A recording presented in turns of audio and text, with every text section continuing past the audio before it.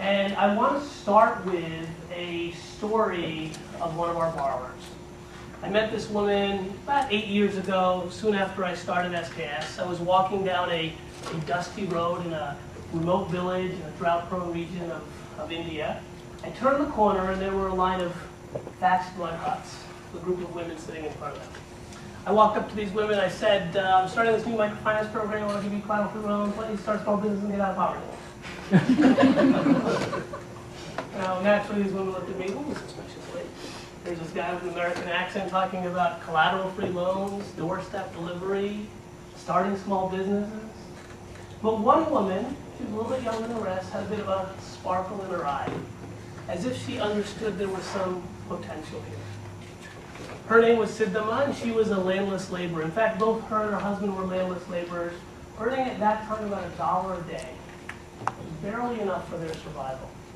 In fact, they were so poor they had to put their son, nursing room, boy about 12, into the workforce, just so that they could get enough money to buy grain each year.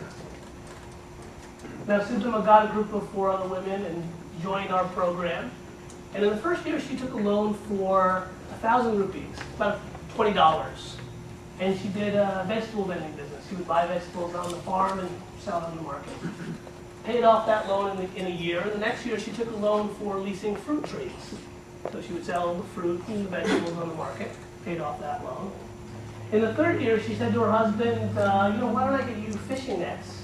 And we'll sell the fish and the fruit and the vegetables. Full portfolio diversification. Sure enough, that's what they did. In the fourth year, she said to her husband, you're always sitting around with all your men friends at the tea stall. Why don't I get you all fishing nets? We can sell all your fish and fruit and vegetables. That's what they did.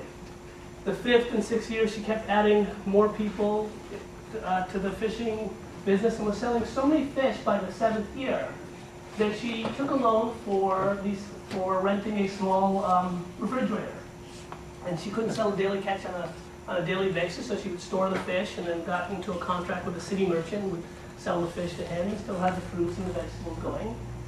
And the 8th year, this is her 8th year in the program, this past year, she took a loan for $1,000, about 50,000 rupees, had 6 people working for her. Her net income had moved from $1 a day back then to about $8 a day today, putting her firmly into the Indian middle class, lower middle class.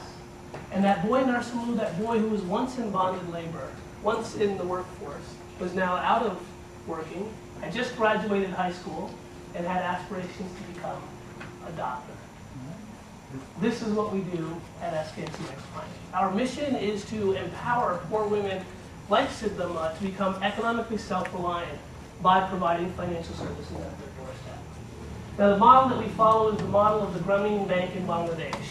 It involves surveying a village, recruiting members, forming groups of 5 women, the joint liability group, and then they join a center, and this center meets on a weekly basis, and this is where all the transactions happen every week. In the last close to 10 years of operation, we've scaled today to about 3.2 million households across the country in India, and we have given out close to $1 billion in loans with a 99% repayment rate. Now let me add something here.